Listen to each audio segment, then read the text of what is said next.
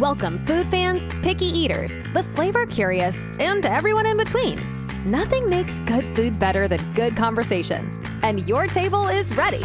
Come right this way to the Food for Thoughtcast with your host, Melissa Reagan. But you can call her Chef. All right, let's get this episode started.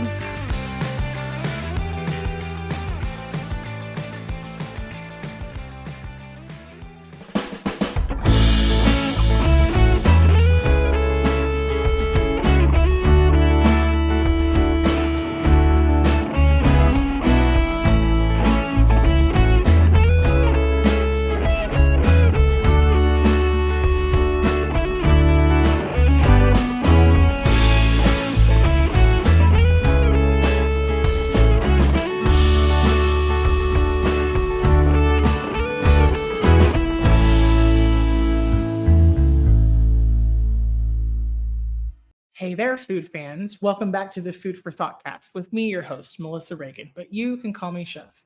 I hope you're having an amazing week. Tonight, I want to talk about dessert. So we're going to talk about just desserts. So what does that mean? Well, the phrase just desserts means to receive the appropriate reward or usually punishment for one's actions or consequences. So if you caused great torment to another person, you would be described as receiving your just desserts. Now, for the figure of speech, that has been spelled traditionally as DESERTS.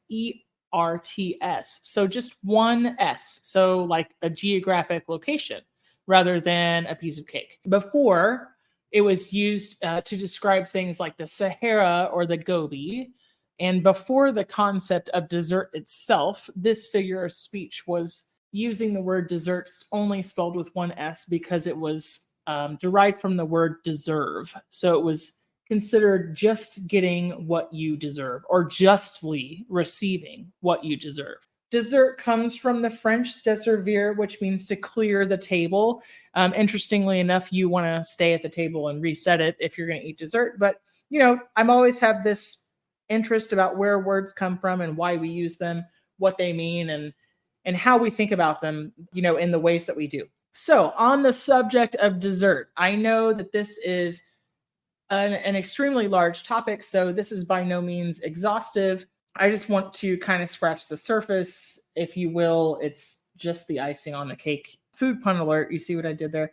So tonight, I just want to talk about the types of desserts that there are out there, maybe some common misconceptions. And I hope to give a little more airtime to each type as the show goes on. Let's get into it. So when we talk about the main types of desserts, there are baked goods, there are pastries, there are cakes, there are pies, puddings, frozen desserts, confections. There is ice cream, sorbet, gelato, sherbet. There are things like granitas or Italian ices. There are torts and tarts, cobblers, grunts, buckles. So I want to talk a little bit about what makes each one different from the other. Ice cream is traditionally created from custard, so it does contain eggs. A traditional ice cream contains eggs. There's also soft serve, which is achieved by whipping air into ice cream during the freezing and churning process. So typically, if you're eating ice cream like out of a carton, or you've gone to an ice cream shop or a scoop shop of some kind, or maybe you have a pint of Haagen-Dazs or Ben & Jerry's, those ice creams are going to have more butterfat percentage and less air. It makes them more dense and creamy. You will eat soft serve, right? Like if you get a twisty cone at your favorite place, or let's say that you're getting like an ice cream cone at McDonald's or Sonic, they'll have a soft serve machine. And not only does it keep the product moving, it turns it very specifically in a ratio of their mix to maybe they have to add milk or cream, but usually it's like a mix that comes. It's a predetermined amount that comes in a plastic bag, and they hook it up to a machine that has a nozzle on the other end. It moves it around and then freezes it, right? Adding that air makes it soft serve or softer to serve, if that makes sense. That's one of my favorite things about cruises is that there's like 24-hour soft serve available, which is really terrible for my willpower, but really, really amazing for my taste buds.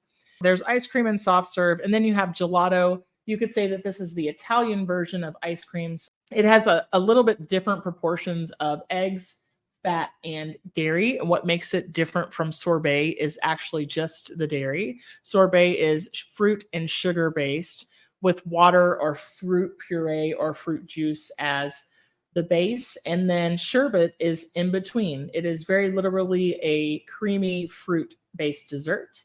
And then you have a granita or Italian ice, which is sugar, water, and fruit. The difference between this and sorbet is the process by which it is created. So, in other words, sorbet will be churned, often pureed, and or like beaten or stirred around, and granitas the ingredients as they freeze every so often. So it would be like every 30 to 45 minutes or maybe every hour, depending on the recipe. But you can use a fork for that, or they have machinery as well. But it's just not quite produced in the same manner that sorbet is. And then when we're talking about not frozen desserts, well, and then of course you've got your popsicles, which are considered a confectionery item. Things like popsicles and bomb pops and pudding pops, or like fudge pops, drumstick cones, strawberry shortcake bars, ice cream sandwiches, and things like this.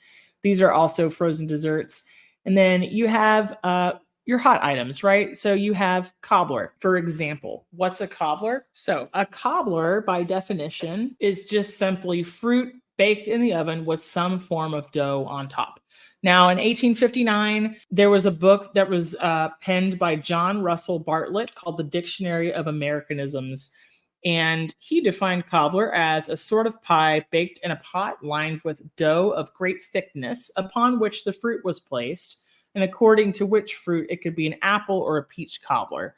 That, to us in modern day, sounds more like a pie, but during that period of time in American cooking, that's exactly what a cobbler was. Now, a cobbler, by technical definition, needs to have a biscuit type topping because it gets its name from how the top of it looks like cobblestones. And so it would have more like a drop biscuit topping. You could use cake batter as well, which is a really popular style found across the South and specifically at barbecue restaurants or like family style restaurants. And then whatever dough you decide to use on top of your cobbler. So technically a cobbler is going to be fruit baked with a type of dough on top. Technically, it can be biscuits, it could be shortcake, or it could be some type of cake batter. And then on the inside, it's going to be a fruit or a mixture of fruit juice, and sugar. Sometimes you need to sweeten the fruit. Sometimes you don't. It just depends on how ripe they are. But as long as it has no dough on the sides and some type of dough on the top, it qualifies as a cobbler. Now, your best bet for something like a cobbler is going to be to use like a more firm fruit like cherries and berries. And then you may have heard or seen desserts that look just like cobblers referred to as crisp and crumbles. A crisp and a crumble are really close by definition to each other. A crisp is defined by the Oxford English Dictionary as fruit baked with a crumble topping. So back in the 1900s, this was specifically the 1910s, there were recipes starting to emerge for apple crisp that had a topping of butter, sugar, and flour, kind of in equal parts that you mix together by rubbing your fingertips until crumbly. That was the direction that was given in the recipe, so they called it a crumble.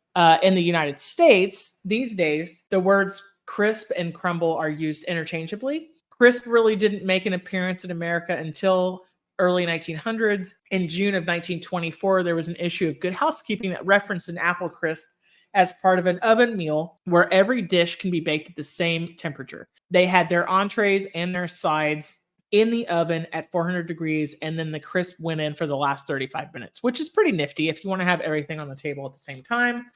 Typically now, what differentiates a crisp from a crumble is the presence of oats. So the oats give the top of the dessert that pebbly look, and it also makes it crisp because of the fat. So usually it has butter or oil with some sort of sugar or sweetener, and then flour or oats or oatmeal. And in this case, when we say oatmeal, we don't mean like a bowl of porridge, but what that's actually referring to in this definition is oats that are ground up. So when you think of something like cornmeal, right, which is ground dried corn. So this would be oatmeal, but in this sense, it's not like the hot breakfast cereal. Early recipes for crisp and cobblers were mostly using apples. That's what was prevalent in the United States. Now you can really do it with any fruit. You can even throw some savory components in there, but a couple of popular options are strawberries, blueberries, blackberries, raspberries, and of course, peaches. Another thing that makes a crumble different from a crisp is that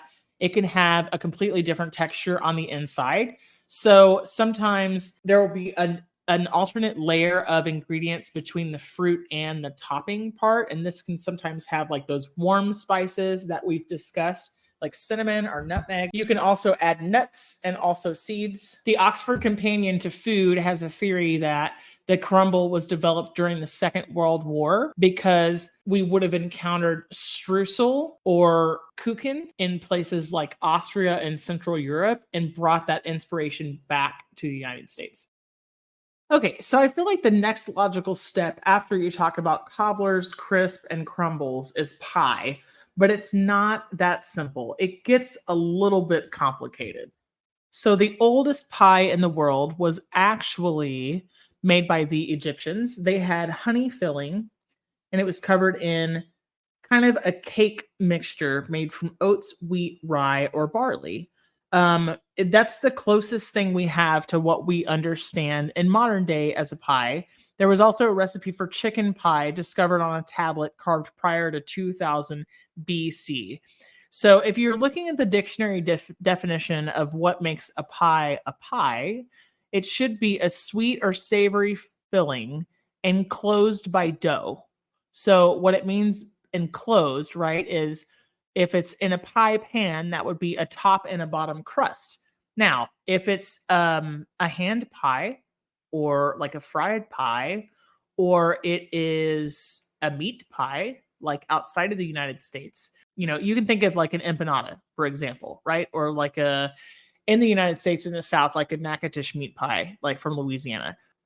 You can think of it like that, right? It's completely enclosed in dough. So the Greeks ate pie. It was savory pie made with meat, and it was an open pastry shell. So what I mean when I say that is that it had a bottom crust, but not a top crust. The Romans were thought to have been the first to create a pie that had a top and a bottom crust. So closest to what we would recognize as a pie today. French dessert called a galette would be created with a bottom crust using things like oats, barley, and rye. And it doesn't have a top crust. It's filled with honey and then baked over hot coals. So a galette is like a free form these days, right? It's like a free form open face pie. And then in 16th century England, it became increasingly popular to create a pie or a tart with fruit in it. And it was like sweetened fruit. So Queen Elizabeth I was reportedly really fond of cherry pie. And then in cookbooks as far back as 1575, you can start finding recipes for meat and fruit, what they called crostate or crostatas. That's where we get the Italian word crostata, which is very similar to a galette. All of the differences between all of these terms have to do with how many crusts does it have? Does the crust completely surround the filling that's inside? What is the filling made of? And like, what does the finished product look like? Or how is it decorated, right? A galette is going to have a really simple edge. A crostata might be the crust like folded over in itself, like with scalloped edges. A pie can have all sort of things, right? It could have a streusel topping. It could have two crusts, and the top crust is just flat with like a little steam vent cut in the middle, like that little X, right? That you see in pop culture. You see it in paintings and pictures, and you see it on pies everywhere, right? You could have a pie that has a lattice topping, like it's the crosshatch that's made with the strips of dough. And then you could argue, right, that a streusel topping or a crumb topping on a pie is not an extension of a crust. So then by dictionary definition, it's not a pie. I mean, you could argue that. I'm not saying that we need to do that because it gets really convoluted. You can go around and around and around with the words, but really, the reality is pie is freaking delicious. One of the things that really sets it apart from cake is that it doesn't have layers and it's baked in a pie tin. I think that's a really good place to start. We can do a deep dive on pie in another episode.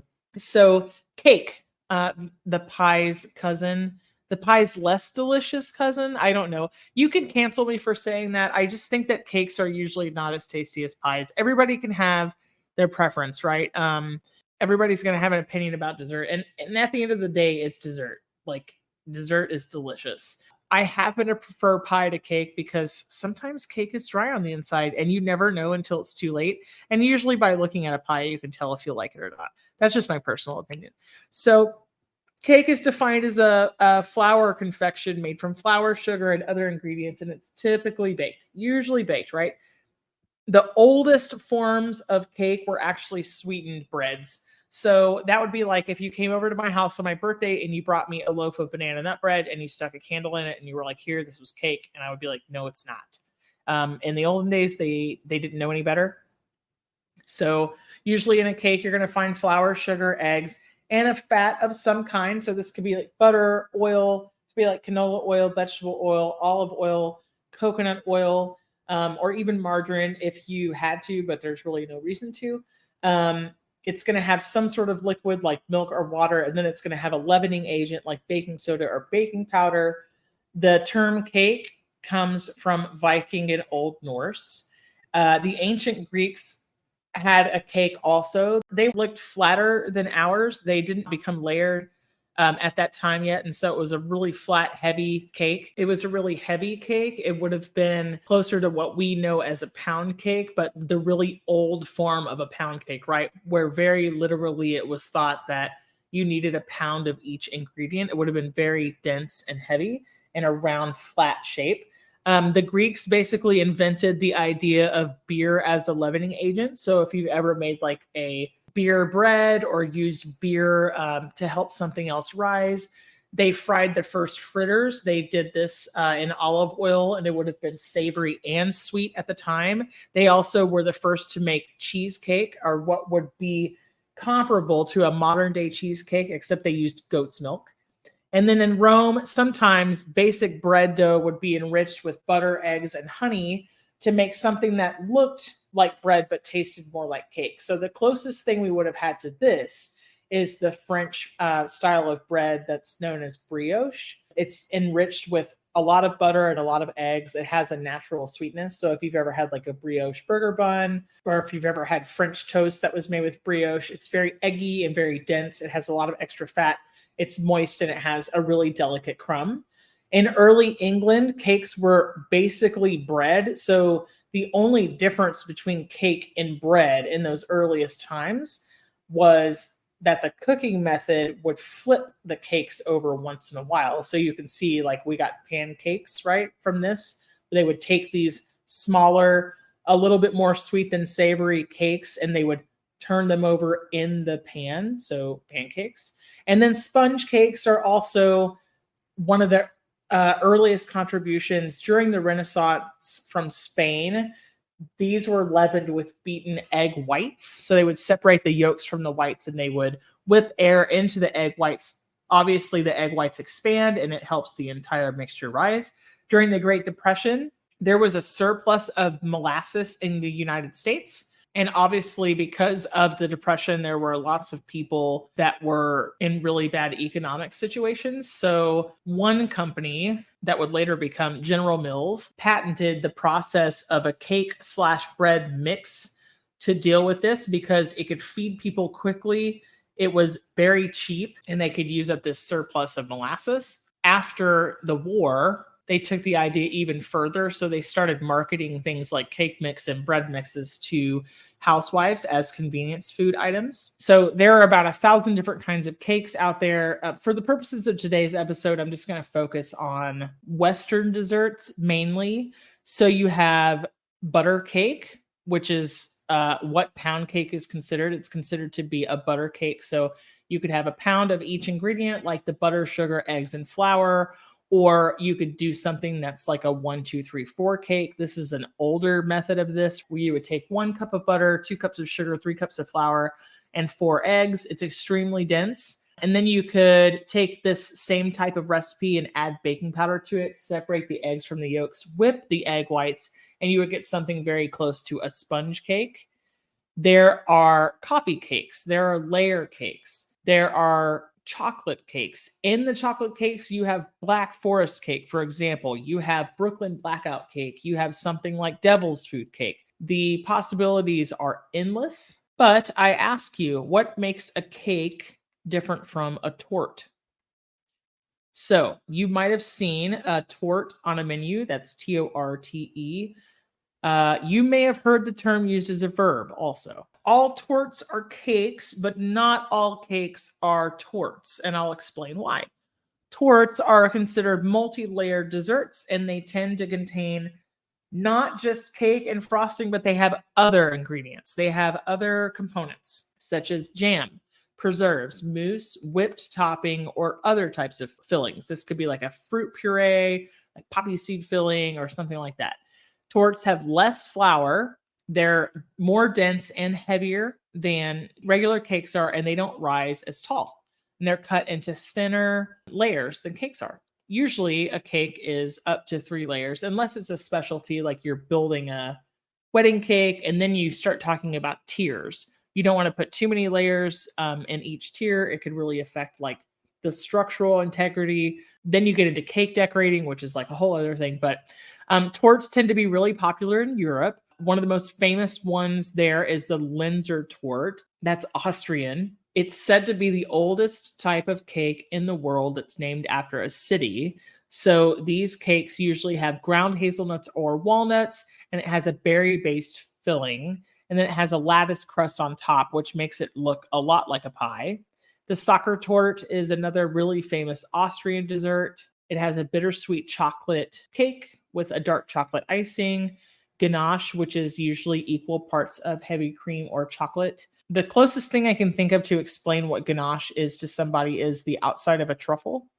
Like it has that hard shell, but it's all soft at the same time. That's because chocolate melts at your body temperature. So as soon as you put it in your mouth, Magic Shell is a really good example of this. They'll use things like shortening or cornstarch to make things like Magic Shell shiny and effective at what they do. Like it seizes up or it hardens when you put it on ice cream. But ganache is really close to this. So the Sockertorte is famous for having like this ganache coating, and then it has apricot jam, and sometimes there's liqueur in between the 2 layers. All tortes are cakes, but not all cakes are tortes. And then what about a tart? So a tart is closer to a pie than a cake. It has a bottom crust and a filling, and it doesn't have layers of various ingredients. So tarts will use flour in the crust, right? Like you can use pie crust for a tart. And so when I say tart, I mean Tartes. If you say tarts, like plural, these could be small pies, right? Tarts with no E could be a small pie. I know it's extremely confusing, but I think it's very, very fascinating. So tart crusts are thicker than pie crust. They don't necessarily have to be, but they are by definition. Usually they're thicker than pie crust. They're not topped with a top crust or lattice. They can be savory or sweet. So you could make tarts with fillings like eggs. Now, how does that make it different than a quiche? Well, it depends. It depends on the custard, and it depends on the shape of the pan. It depends on the height of the sides of the pan, basically, right? But they can be savory or sweet. They can be fruit-filled, apple, pear.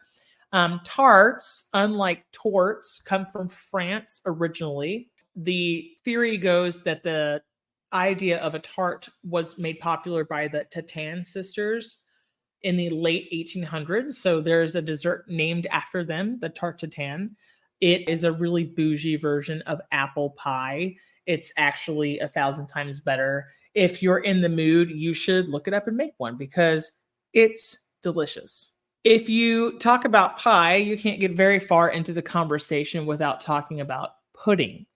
So if you go back to the colonies, for example, they would have had various and sundry sweet and savory pie preparations, but they would have called these puddings. So it would have been a bottom crust, no top crust, no side crust in a more shallow pan. Maybe they would have a filling like, let's take an example of a classic Marlboro pie. This is an apple custard that is flavored with brandy or sherry. I've actually made it modern day. It's really delicious. This would have been a marble pudding. If you put a crust on top of it, it would have been called a pie. So it very much depends on what year is it, where do you live, and what are the people around you doing, and what are they calling these desserts. That's how this develops for us as a culture, right? There are all sort of things like sticky toffee puddings. There are Christmas puddings. But then there's Yorkshire pudding, which is more of a popover. That would be considered a baked good. What's the difference between a baked good and a pastry? Well, a pastry is considered to be a sweetened dough on its own, right? A baked good is any type of dough with a filling or a topping. Well, that could apply to donuts. Okay, but it depends on where you are. Are they fried donuts? Are they baking the donuts? Are you talking about zeppoli in Italy, right? Pudding. Are you in America? Are you talking about rice pudding? Are you talking about zabaglione in Italy? Are you talking about sabayon in France? Are you talking about instant pudding in America? Are you talking about blancmange in France, right? It really, really comes down to where do I live? Who did I learn it from? And what year is it? Dessert is crazy. There is an insane amount of word history, ingredient history, social history, right? We learned about how during the war there was a surplus, and to deal with this surplus is basically how we got boxed cake mix. After the war, there was a rejection of this ideal that women should be confined to the home. And so there was a sharp decline in the sale of cake mixes because housewives just weren't having it. They thought they were being relegated to just cooking things out of a box. That's how cake decorating came about. It was not for the advent of weddings and catered events and baby showers and church events and everything else. The idea of cake decorating as a hobby slash activity slash something that could be pursued and learned actually was put forth by a psychologist that was hired by an advertising company who was giving their PR services to places like General Mills because they needed to figure out why housewives were losing interest in buying box cake mixes. And the theory was that if you gave a woman 3 to 4 to 5 more jobs to do after the cake was assembled, such as writing on it, making rosettes, piping on stars, if you really made it an event, that you would make women feel useful. Isn't that insane? That is just absolutely crazy to me. Now, of course, somebody else has capitalized on this in a much larger way, right? There are all sort of boutique cake bakeries out there with the advent of fondant, right? Like it's just, it's become a boon unto itself. But to think that that's how it started, it's really crazy when you think about our desserts, how they're perceived, where they actually come from, what the purpose was, right? So one of the earliest recipes for pie was a chicken pie. Now, if you think about something like chicken pot pie in the South, we have chicken cobbler, if you want to be very specific, right? Some people would call this chicken and biscuits, where you would split the biscuit open and serve like that creamy chicken and vegetable mixture on top of the biscuit bottoms with the tops placed back on, right? There's that. Or you have like a chicken cobbler where you could have that mixture in a pan with drop biscuits on top. Or you have chicken pot pie, which is a crust on the bottom or the top, or sometimes it's just a crust on the top. So it's technically not a pie. But if you go to a place like Pennsylvania, their chicken pot pie is more of an Amish style. So it's a thick stew that's really closer to chicken noodle soup or chicken and dumplings. But the noodles aren't really noodles. They're really like rectangles. And so some people even call those pot pie squares. And their chicken pot pie is actually made in a pot. And there's no crust and no biscuits. So it really depends on where you are. So when you talk about baked goods and pastries, usually foods that are baked are things like bread, cookies, cake, and biscuits. Now, then you can go, is a biscuit a dessert? No. but a biscuit could be considered part of a dessert when you're using it for something like strawberry shortcake. Well, then you have to go like, what's a shortcake? Okay. Well, then you have to get into what makes dough short and what makes it long. So it has nothing to do with the amount of time you spend on it. It has nothing to do with the length of the recipe or anything like that. The bottom line when it comes to short and long dough is that a short dough has short strands of gluten in it because it has the presence of fat that does not allow the flour to form long threads of gluten. So something that has long threads of gluten in it, remember, gluten is what makes a baked good or bread chewy. So we're talking about things like sourdough, gluten strands in pasta, things like sandwich bread. It's that network, it's that framework that makes things chewy. But when you're talking about shortcake, you have enough butter, usually cold butter, in there that acts on the flour that does not allow it to make long strands of gluten. So something like a biscuit or a shortcake, you're not going to need for a very long time. I don't mean that you don't need it in your life, because I need it in my life, but you're not going to KNEAD need it for a really long time, because you will make the fat warm with the heat from your hands, and you'll overwork those gluten strands and make it tough. Biscuits are fluffy. They should be fluffy and tender. Pie crust is fluffy and tender. That's considered a short dough. Shortcake, like for strawberry shortcake, is basically a sweetened biscuit. Shortbread, the same idea, right? That's a short dough. So these items are going to have fats in them, such as lard, vegetable oil, canola oil, or vegetable shortening, right? Eggs, milk, and sugar, yeast, baking soda, and baking powder. And then pastries, whole different ballgame. Pastry usually refers to a type of cuisine, and it depends on what the preparation is. So this could be cakes, cookies. It's other foods that are prepared with flour, but not bread. It's still pretty dicey. It's still a little bit confusing. But I think whatever it is, however you call it, wherever you're from, we can all agree on two things. Dessert is delicious. And also fruit is not a dessert. And if you turn this off, I'm fine with that. Fruit is not a dessert. I need to find a mountain to scream this from. Fruit is not dessert. Fruit is a continuation of your meal. Please don't try to convince other people that it's dessert, because it's not. Put some sugar in it and put biscuits on top of it and call it a cobbler. Whatever you'd like to do, right? Make a streusel topping with oats and call it a crumble. Make flour, butter, sugar topping and call it a crisp. Add some nuts in there. Go hog wild. But man, for the love, please don't ever hand me a bowl of berries and tell me it's dessert, or we won't be friends anymore. So this will by no means be the last time we talk about dessert. Please reach out. Let me know what your favorite dessert is. I didn't even talk about custard desserts today. I'm the type of person that will walk into a restaurant that I've been into 8,000 times, and because they have creme brulee on the menu, I will order it. If I see creme brulee on a menu anywhere, I will order it.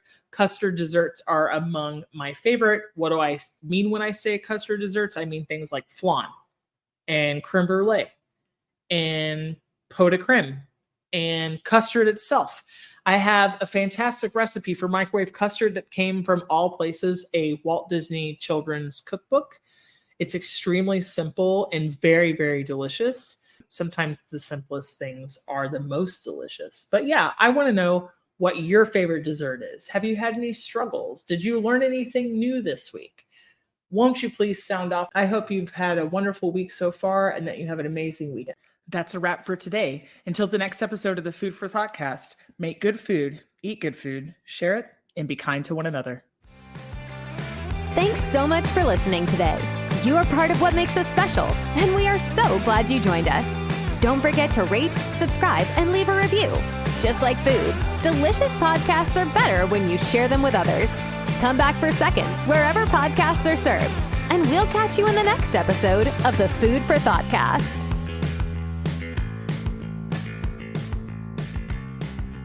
You can find us on Facebook and Instagram at the Food for Thoughtcast or at www.foodforthoughtcast.com, where you can link to all podcast players, or you can send us an email at foodforthoughtcmc@gmail.com.